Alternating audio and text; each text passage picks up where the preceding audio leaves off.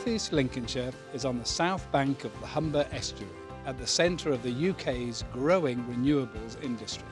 The region has a variety of sectors, from ports and logistics to chemicals, housing development, food processing and a thriving visitor economy. And today, members of that business community are in Cleethorpes to meet representatives from the 5 main parties. I'm just interested in the different changes that might happen over the time of the election. We work a lot with children and young people, and I'm interested to know how funding will affect mental health services and things like that. It'd be interesting to see what these local guys are looking to do for Grimsby and Cleethorpes. I work with apprentices and trying to raise the profile of apprentices, so that's what I'm really wondering, how they're going to address the skills gaps. I'd like to see what they say about that. How they can help the local business, how they can raise the profile of North East Lincolnshire, how they can attract funding to the local area and create jobs. We've got people here from so many different backgrounds and different businesses. Being able to ask any questions that they want to is really helpful for small businesses as well. It's interesting now, pre-election, to see what they actually have to say to us. I mean, Grimsby is a gateway to Europe, and UKIP's views on Europe are well known. So I'm here really just to listen to what people have to say and what the candidates have to say also. And I think it's great to have 4 or 5 of them on the same stage and sort of let the battle begin.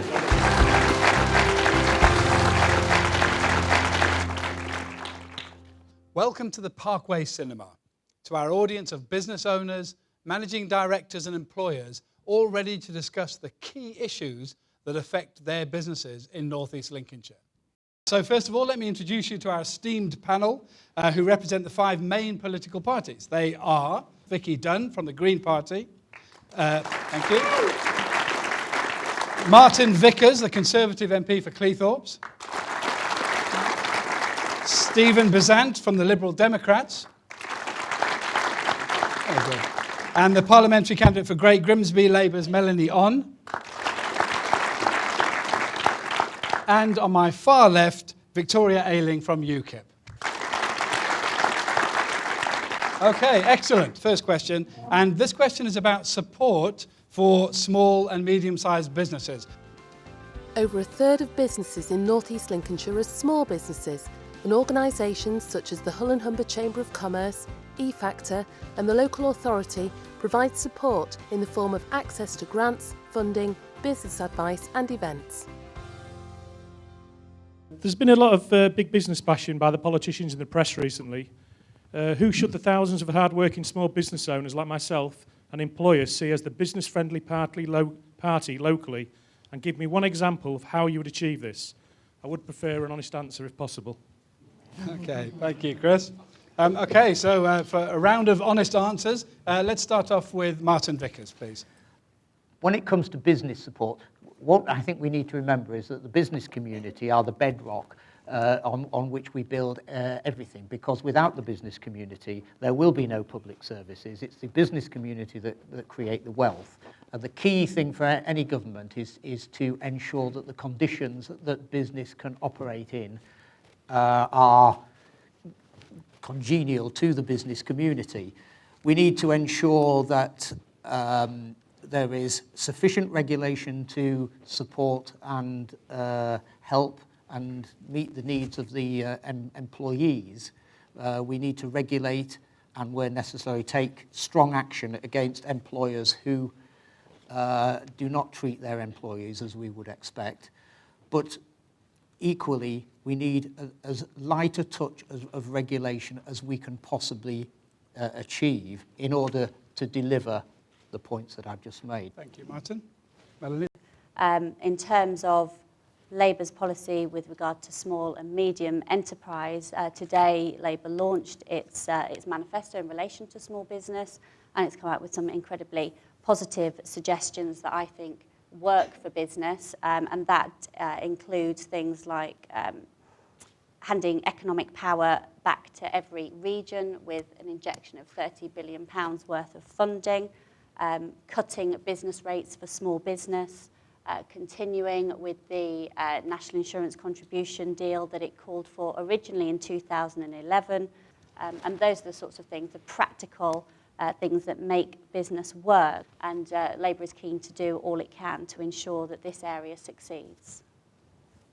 Good, thank you. Victoria.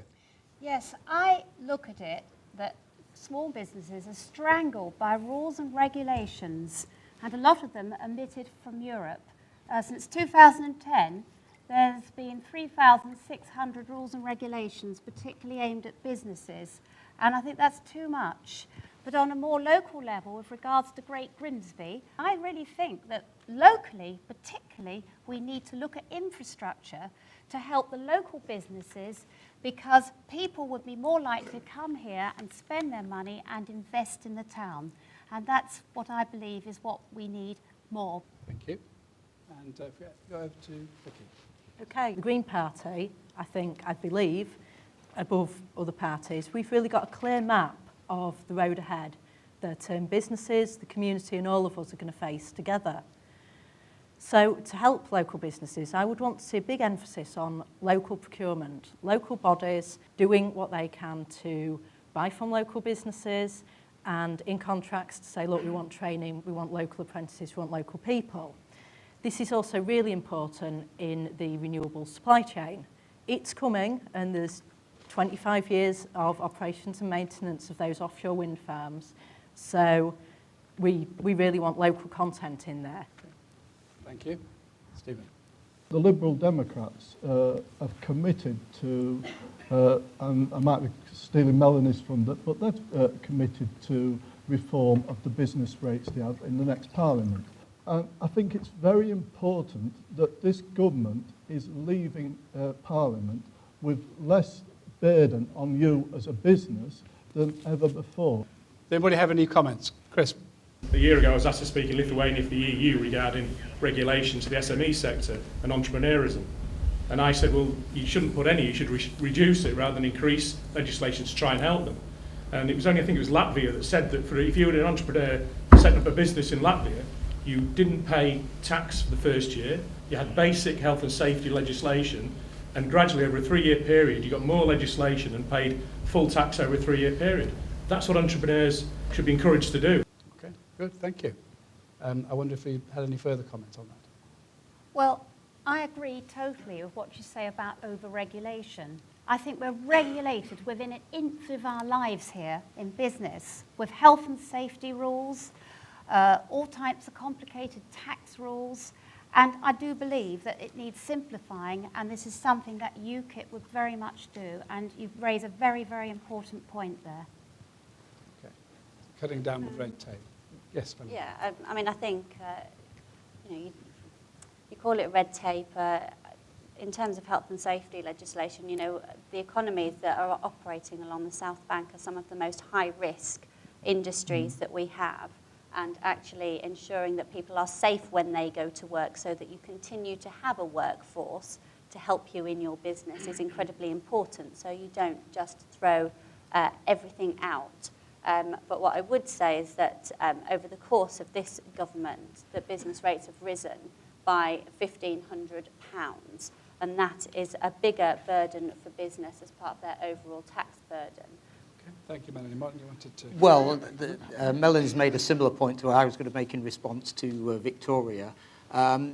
Yes, health and safety can be a burden on business, but would you actually want to work on an oil refinery or a gas rig in the North Sea with minimal health and safety regulations? Can I just ask, because we're straying into larger businesses and organisations, and really this is about local businesses, people who employ maybe 3 or 4 people, maybe 10 people.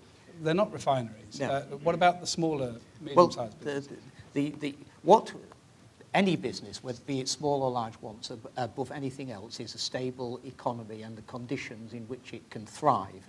And if you look at the state of the economy when the coalition government took over and then compare it with where we are now, you will see a remarkable step change. And businesses, as we've seen from both large and small, are now investing and providing the jobs that are urgently needed.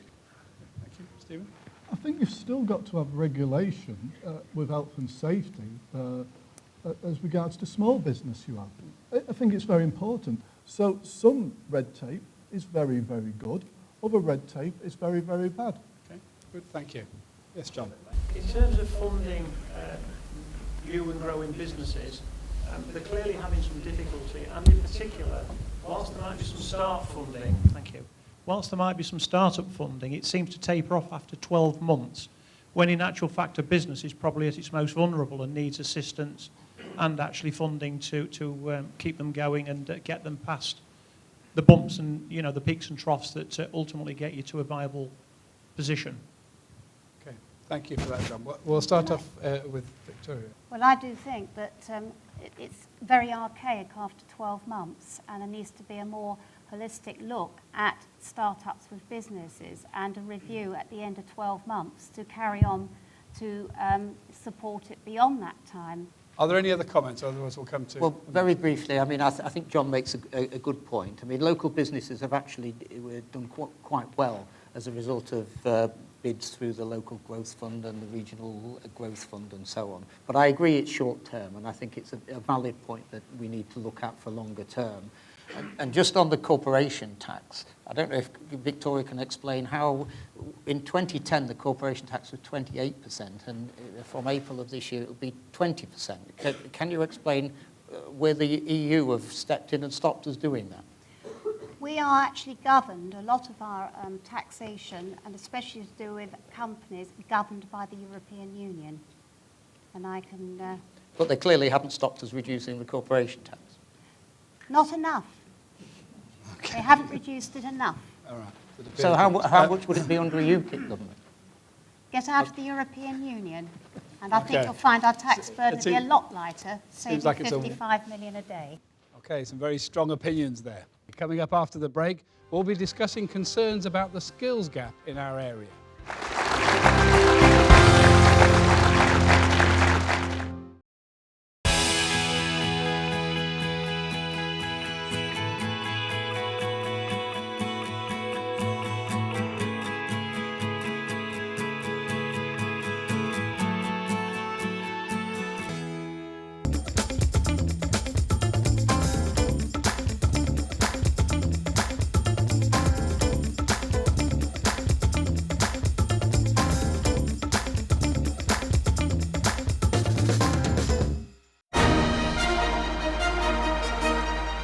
Now the smoke's on. In from the left-hand side, the jets here will be around 5 to 6 feet apart and at 400 miles an hour. With a big round of applause, the Renos!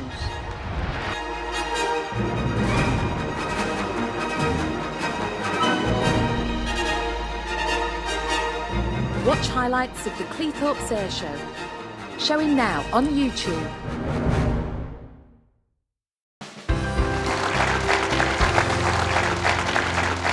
Welcome back.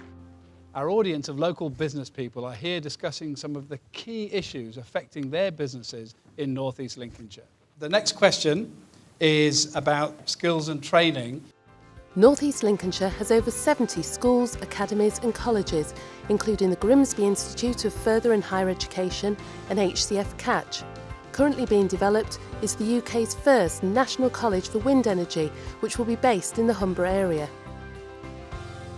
As chairman of the North East Links Chamber of Commerce, I have to say the main regular topic of concern in recent years at Chamber Council meetings has been a consistent message from members that local businesses, both large and small, struggle to get skilled people to fill jobs. New and developing businesses in North East Links are often recruiting out of the region to fill those gaps. The irony is that North East Links consistently has one of the highest unemployment rates in the country. What would the prospective candidates and their parties do, if elected, to address this urgent problem? Okay, thank you, Anthony. So let's start off with Victoria. Okay. The Green Party's policies are strong on lifelong learning, so that someone can have another chance.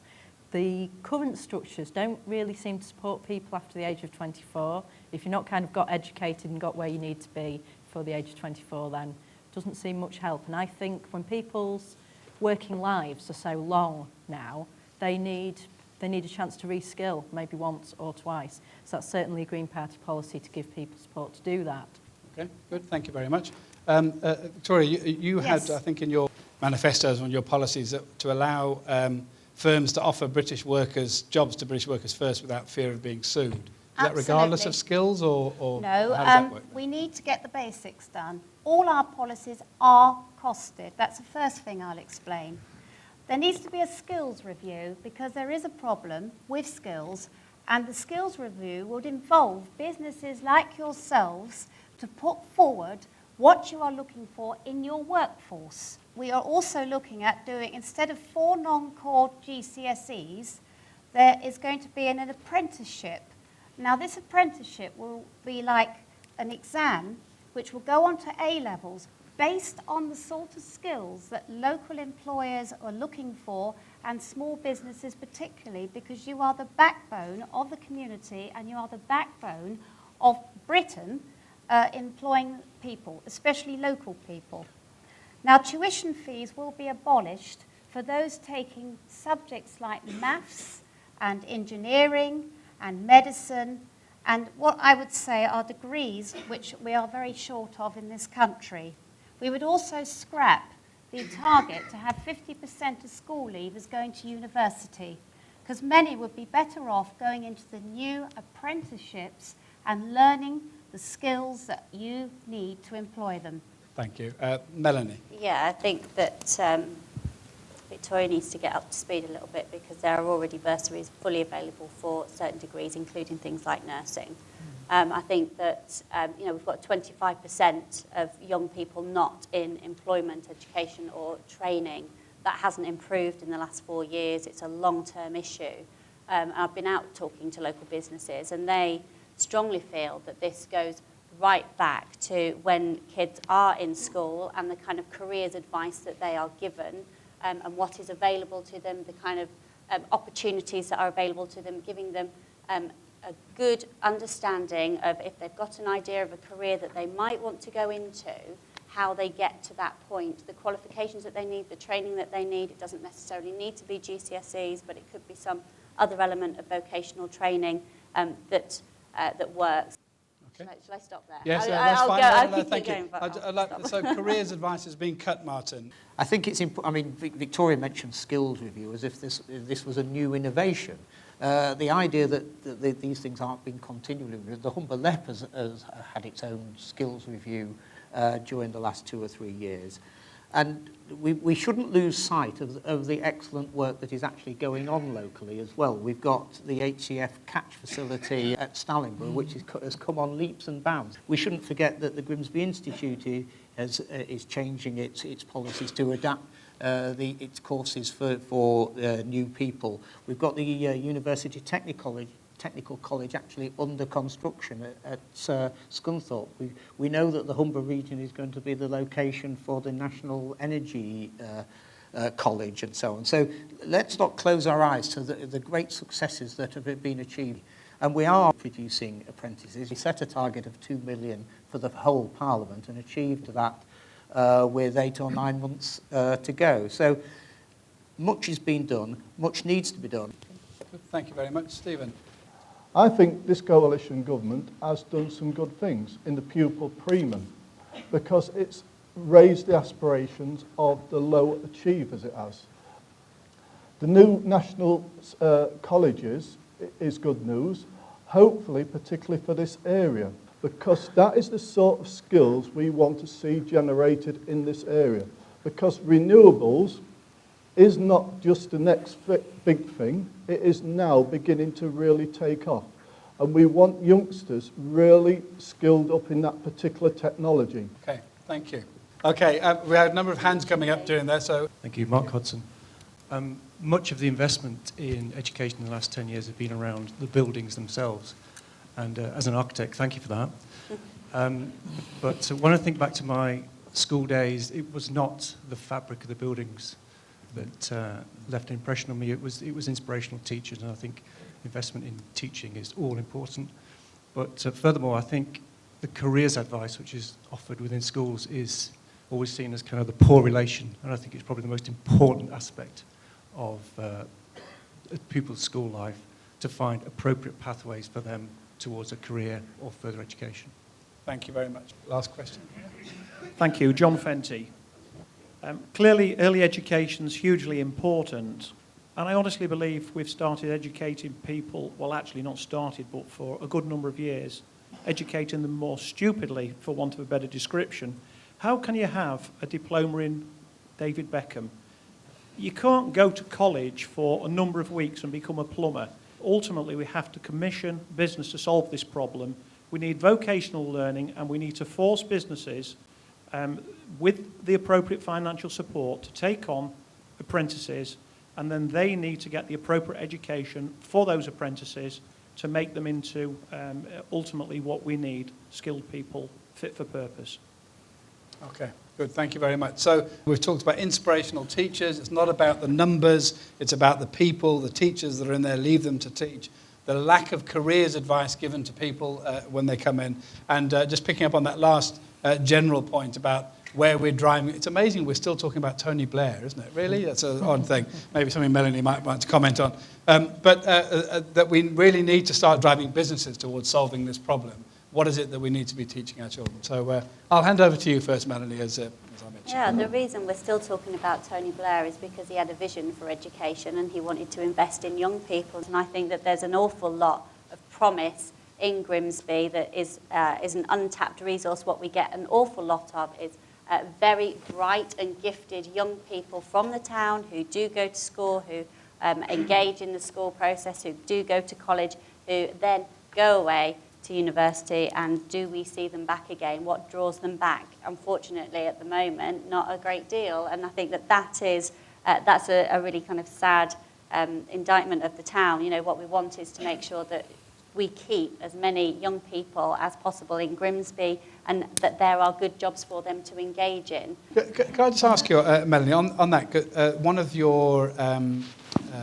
announcements, or Labour Party's announcements, was about taking on an extra, if I've got this right, 80,000 apprentices, providing they got the right A-levels. Is that right? You know, the Labour Party wants to support infrastructure projects, and part of that is ensuring that, you know, when you're setting up those government contracts, that those contractors, those employers, are required to take on apprenticeships as part of those government bids. And I think that's a sensible way to incentivise business to take on apprentices. Okay, so linking those employers, Stephen, with education and apprentices. I think it's very important that we actually build on what we've achieved in government now with the 2 million apprenticeships and go for the apprenticeship plus as such and make sure that the quality apprenticeships, and I think that is very important. Thank you very much. Okay, last point now on this, because we've run over time on this subject. I thought on education, a good place to look would be what is the National Union of Teachers saying in its manifesto, seeing as these are the people that do the job. And they were making the point that 85% of teachers have seen children come to school hungry. And they also made the comment that performance-related pay for teachers reduces the collaboration and the whole school approach that is needed to get the best education for their young churches. Okay, good, thank you. I'm not quite sure that we got to the point about what are we going to do to make sure our employers or the people we want to take on are going to be faced with better candidates than they have been over the last 10 years. Perhaps the last point on this should come from the original question, Anthony. I don't really think that my question has been answered. We got sidelined talking about education, which is important, but what about the mass of thousands of unemployed mature people in this area that aren't going to get a job through anything that we've said? And our businesses can employ those people. What are we going to do about it? We've heard a lot about national politics, but my question was North East Links. Well, could I just make one very brief comment? If you go along to the job centre, but you will find actually that the work of the staff there is now much more tailored to actually the needs both of employers and focused on the particular skills of the people who are looking for work. Much more work is being done, and actually they do a tremendous job. All right, okay, so up for the job centre, good stuff. And very well. in terms of North East Links, I mean, the LEP has taken a really positive step in filling the gap where the job centre has failed while they're busy sanctioning people. They have taken the initiative to use some of its funding to put somebody in post in the job centre that actually deals with older people and tailors their skills towards employers and matches them up with vacancies and tries to help in that way. So in terms of what's happening in North East Lincolnshire, with more devolved budget as proposed by the Labour Party, then hopefully we'll see more of that kind of creative thinking that directly benefits this area. Okay, time for a break before our next question.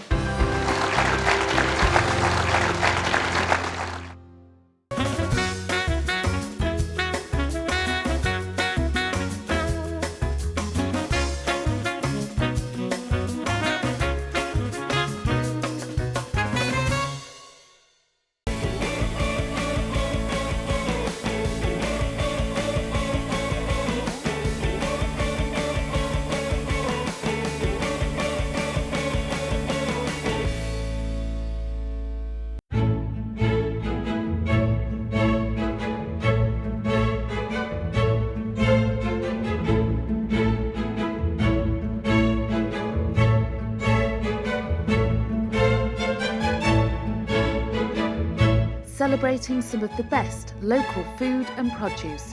Watch Rachel Green's Local Kitchen, now showing online at localkitchen.tv.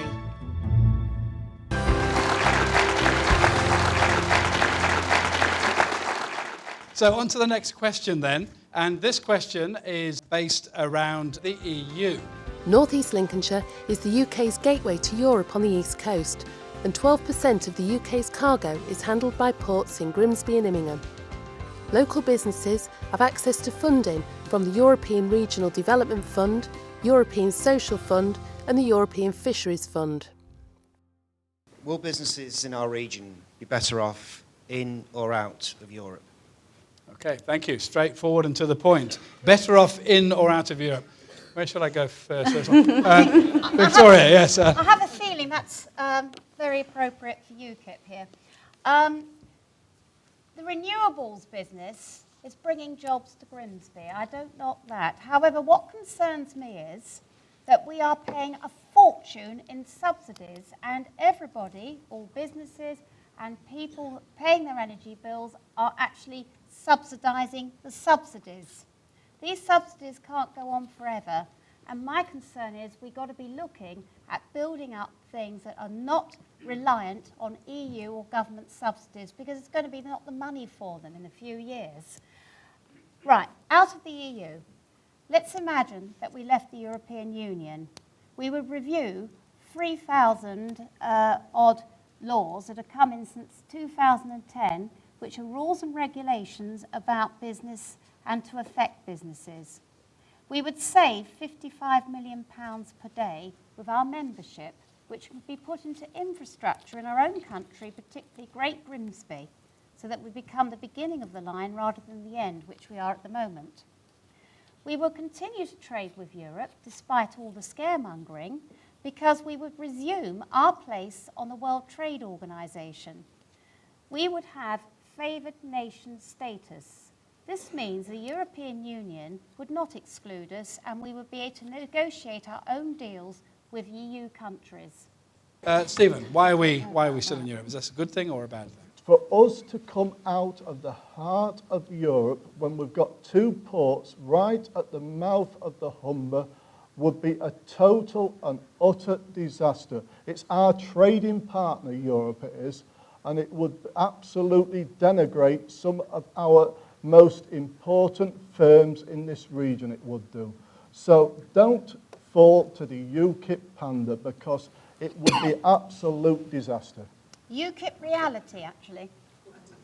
Okay, so absolute disaster it would be. Melanie, what's your thoughts? I think that one of the best assurances for business, whether it's small, medium or large, is stability and the uncertainty that either a discussion around a referendum or, indeed Victoria and her party's position of just pulling out of Europe altogether, when business has already been through such unsettled times in the last few years since 2008, is not something that business would appreciate and not something that business looks forward to.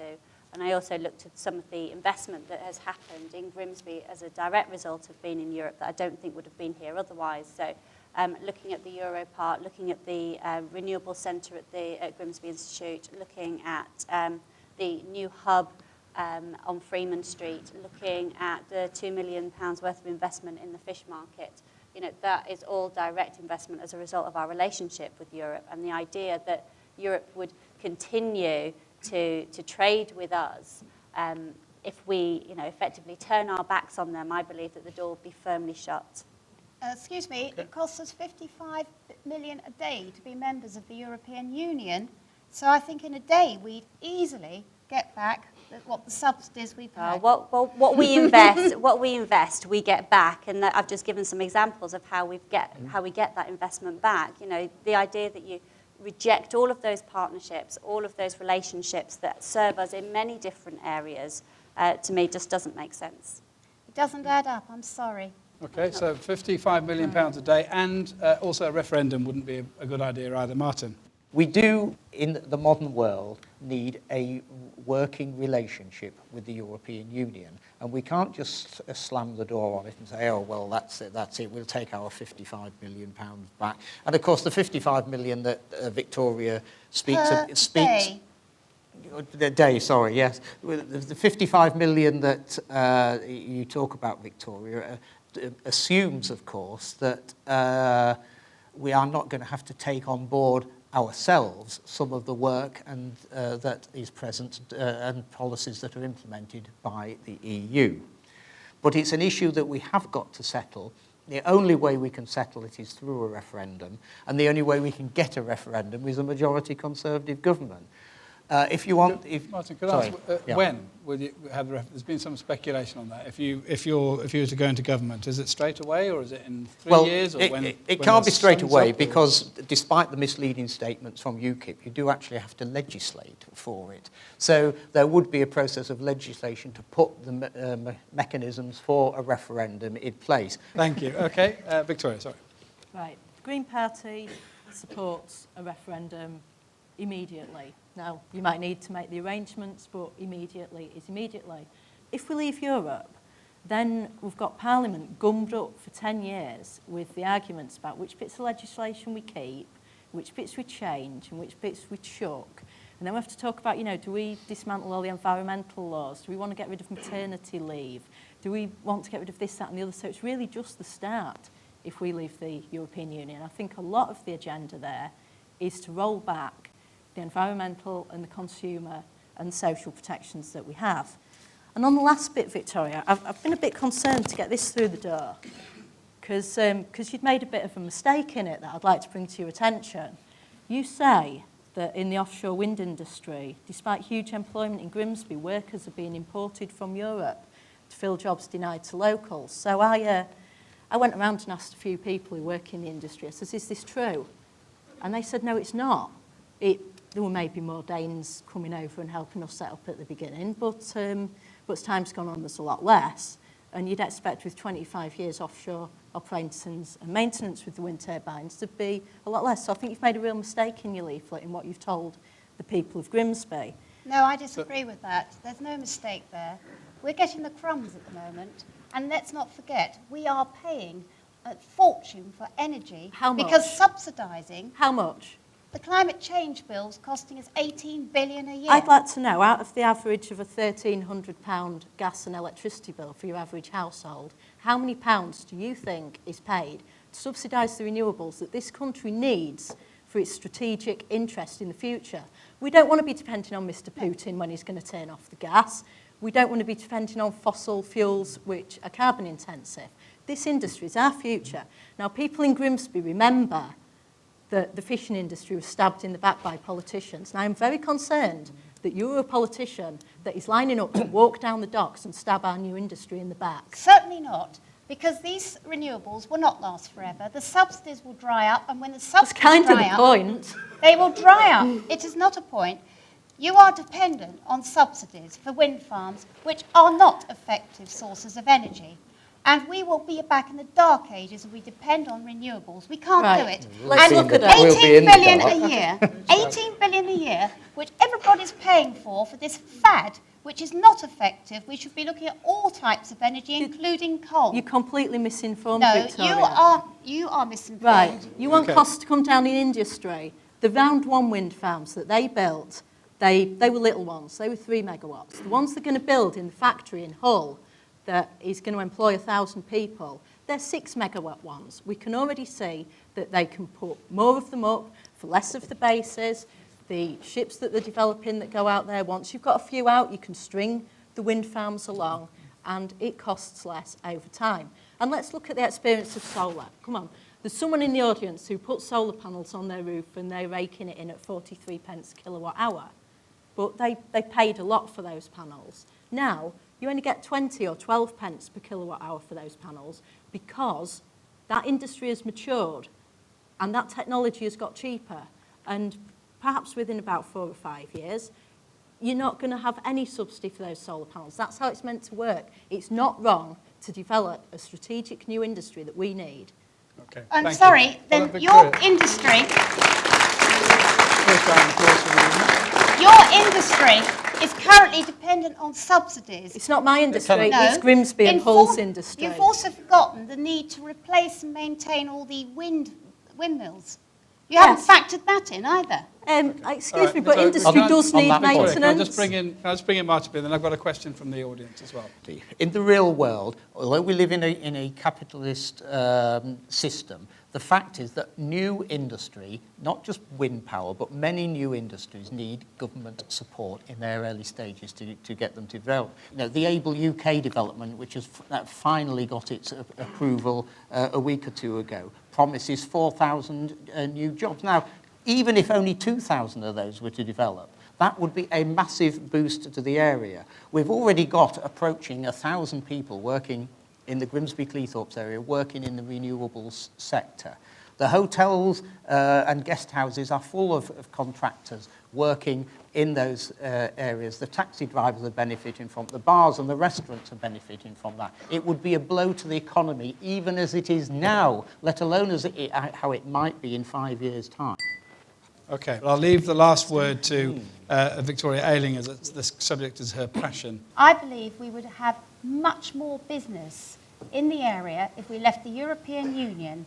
I've mentioned how we would get our seat back on the World Trade Organization and deal with individual countries in the European Union on our own terms.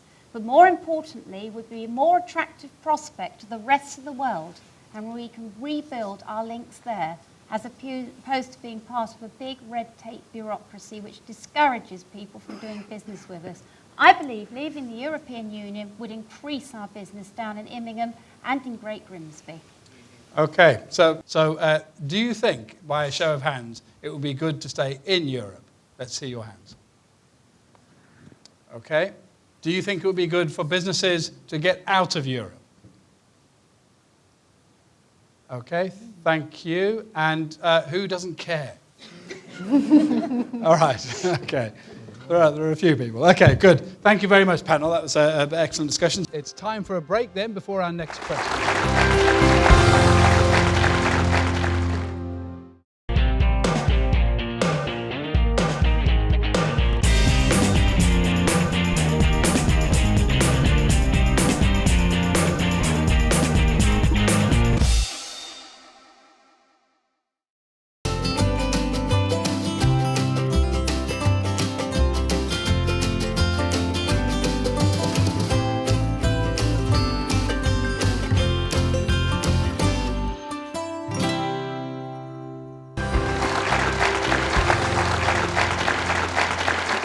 So the next question is about the taxes that you are going to be paying as businesses. The number of people employed by small businesses in North East Lincolnshire is higher than the UK national average. Half of all employment in Greater Lincolnshire is provided by businesses that employ less than 50 people, compared to 45% nationally. In my role, I meet lots of business owners. Not big business owners, but small and medium enterprises, family businesses. And two of the issues that they have on their agendas to discuss with me are direct taxation and regulation. So my question to the panel is, what are your policies really to hand back opportunity for growth and employment by relieving the tax burden and taking responsibility for the smaller business owners in North East Lincolnshire? Okay, there's Melanie. Yeah, I mean, I think I touched on some of this earlier. To be honest, business rates have risen by around £1,500 under this government, and so the tax burden has increased. And I think that it's welcome news to hear that Labour will start to tackle that and will freeze business rates for 1.5 million small businesses with properties that have a rateable value of under £50,000. That is something that I think will assist. And I think that there's also issues around the NI contributions. There's lots of small, medium businesses that I have talked to recently that were saying that the plans that Labour put forward in 2011 to make sure that national insurance was not such a burden on the employer, because it was a significant cost when they wanted to take on new people. So dealing with that is a direct benefit to business. Good, thank you. Martin. I mean, I think the key point on all these things is to provide a framework and the conditions in the economy that a business can thrive. When it thrives, the tax take goes up, and therefore governments can progressively A, reduce the burden on businesses, and B, also provide for better public services. Okay, thank you. We had a question down there just before we move across the board. David. Hi there, David Leister from the Grimsby Telegraph. One of the biggest single concerns that affected this area before the last election was the port rates, which was a regulation and an issue that really hit home to business in North East Lincolnshire, Immingham particularly. I just wondered, what safeguards would you have in place to make sure that this area doesn't fall victim to something like this? Thank you. Okay, good, thank you. Victoria, Ayling. Yeah, I remember when that happened, and I think the biggest issue was the fact that they were retrospective. People hadn't budgeted for them. It affected cash flow and put uncertainty in. UKIP, we don't do retrospective legislation or taxation, and I want to reassure you of that. Thank you. Victoria Dunn. I already mentioned that Greens would scrap national insurance, have it in as part of income tax because it's simpler and easier to do so. We'd also, because VAT is a tax that affects the poor more than the rich, it's a regressive tax, we would want to phase out VAT, and we'd want to replace it with eco-taxes where specific items which have got a high impact on the environment are taxed more, and items which have got a low impact on the environment are taxed very little, if at all. So it's that kind of thinking that we can use VAT to change our behaviour and get towards the resource-efficient, recycling economy that we need to get to. Corporation tax, we would like to see the tax dodging corporates that we hear about, we would like to see them taxed, and I think you need transparent country by country reporting, so it's no longer possible to say, oh, Google, they didn't actually make any money or pay any tax anywhere. They'll no longer be able to get away with that. What about small businesses? What about the tax burden on them? They're not avoiding tax, they're not dodging tax, they're just paying tax. And it's their hard-earned money that they're paying. What about that? This is the green principle that the smaller, the more local, the more personal is something which should be taxed less. The people who are less well off should be taxed less, and the people that are making an awful lot of money should most certainly be paying their tax. And the Green Party would reduce corporation tax on the smallest, as it would reduce personal and income taxes on those least able to pay. Okay, thank you. We had a question from the audience there, Liz. Having been a financial consultant for a high street bank, I think the question that was asked was, what about our new tax we've got coming up, which is auto-enrolment? We have now got a system coming in where people that can't afford to pay their mortgage has got to be paying into a pension scheme, which is part tax for a business because the business has got to pay for that employee. And what is the panel going to do about that for people that don't even want the pension in the first place? We had a question right at the back there. My name's Jo Barnes and I run a local charity that supports hundreds of vulnerable people in North East Lincolnshire. We're facing cuts, unprecedented cuts, which means that hundreds of vulnerable people possibly won't get the most essential services. And I'm talking about local people, social care services. What do the candidates propose to do to help this very, very struggling economy in North East Lincolnshire? So a lot to answer. Melanie, can I come to you first, please? In terms of charity cuts, I think that one of the big issues is about the funding formula in relation to business rates and where that money goes. It doesn't go, Previously, it came back to local government. Now it goes to central government.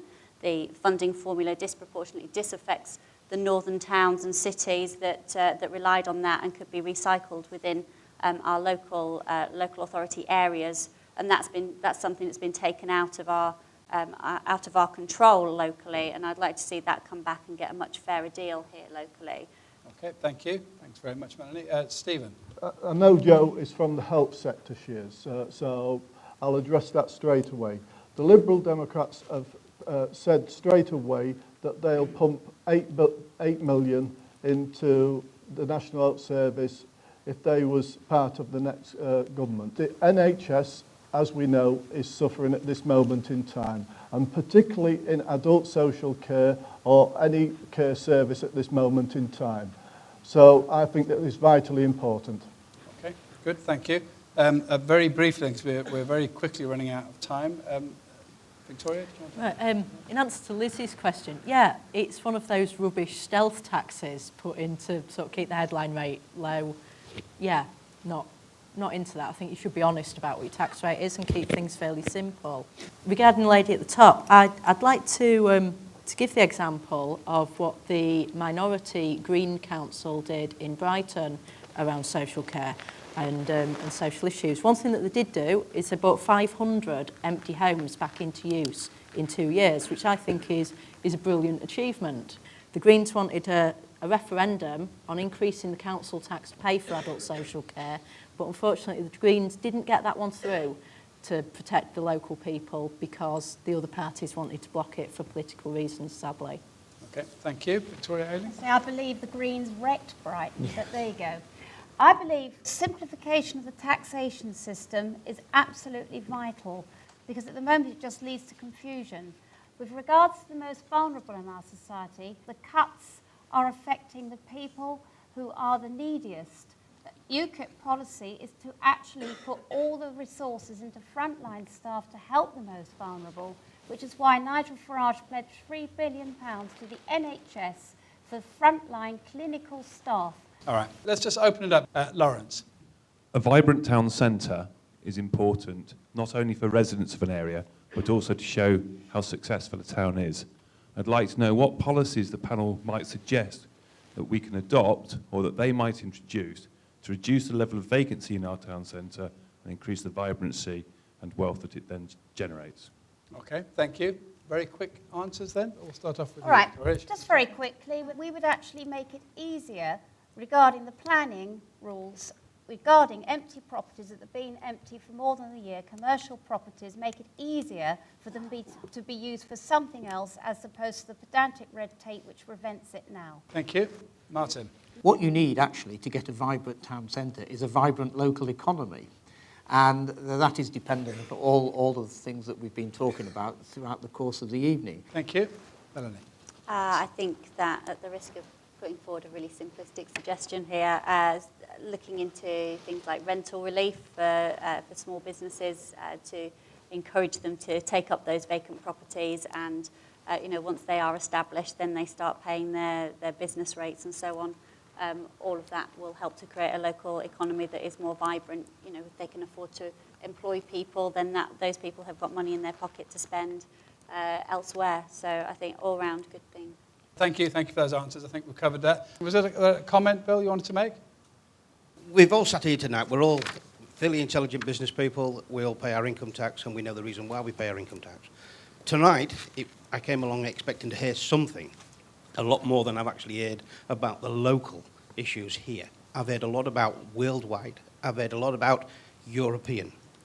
I've heard lots of things. I think what you have to do as prospective MPs, you need to come forward with your perspective, what you want for this area, what you'd like. You're only a small cog when you get to Westminster in a very big clock. You've got to understand, we're coming up to a general election. All of the parties are putting up a manifesto. What we don't do is sit here and make pledges that are never going to be met, and we will all have our own personal passions. But, you know, we cannot sit here and offer the moon on a stick, can we?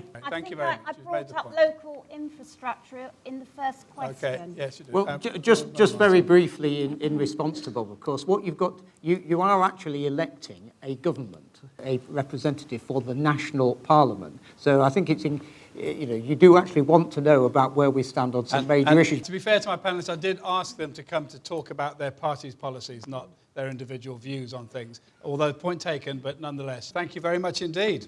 This time, our region is undergoing some very big changes and some very big challenges and big opportunities.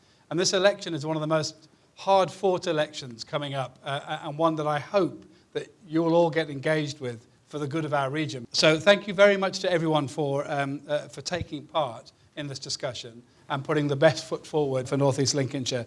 Good night.